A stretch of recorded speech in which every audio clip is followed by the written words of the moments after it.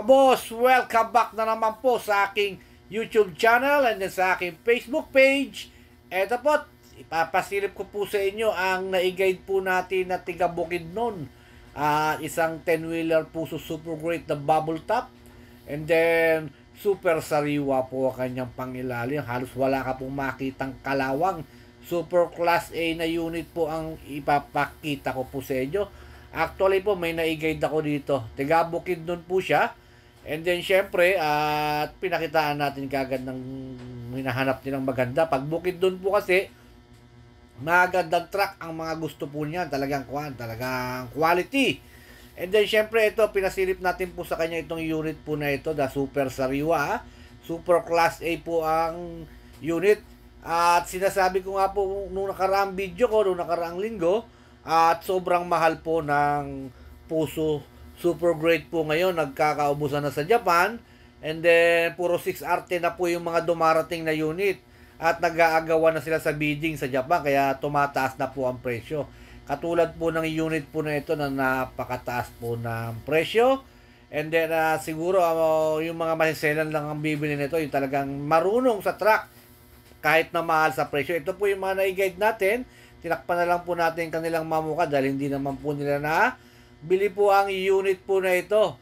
And then, syempre, may mga yarda pa rin akong pinakita sa kanila.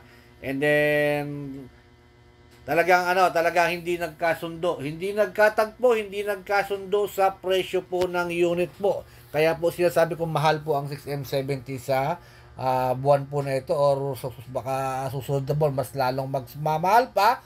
Gawa ng kaunti na lang po yung dumarating. Yung mga namili po ngayong ngayong linggo na to, or ngayong nakarambo na ito, alam po nila kung magkano na po ang mga presyuhan ng unit ngayon. Talagang napakamahal. Talagang wala po tayong magagawa kahit na tayo ay nag-guide sa kanila, pinakitaan natin sila ng mga unit, talagang hindi kinaya ng kanilang budget. And then pumunta pa rin sila sa pier, hindi rin sila nakakuha ng unit dahil sa sobrang mahal. Ito po, at binibida ko po sa inyo, available na unit, 6M70 po na bubble top or tinatawag na high roof. Nasa kanan pa po ang kanyang manibela. And then, ito po ang kanyang running hours or odometer. And then, syempre, pipitikin natin yung kanyang silinyador kung okay ba yung RPM nitong unit po na ito. And then, ito po, talagang tinesting po natin itong unit po na ito. And then maganda po, talagang okay po yung unit. At saka as is condition pa po ito. Pag nabili, pwede naman pa new paint to. And then nasa kanan pa yung manibela. Kaso nga lang, medyo matagal pa po bago mailabas ito dahil i-convert pa yung manibela.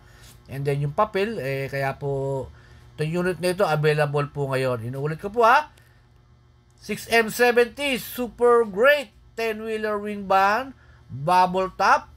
And then, available unit po, And then, once again po, please subscribe po my YouTube channel and then my Facebook page. And then, sana po makasama ko kayo dito sa Subic sa pagbisita po ninyo dito sa amin. And then, once again, maraming salamat po. Ito lang po muna ang munti kong video po para po sa inyo.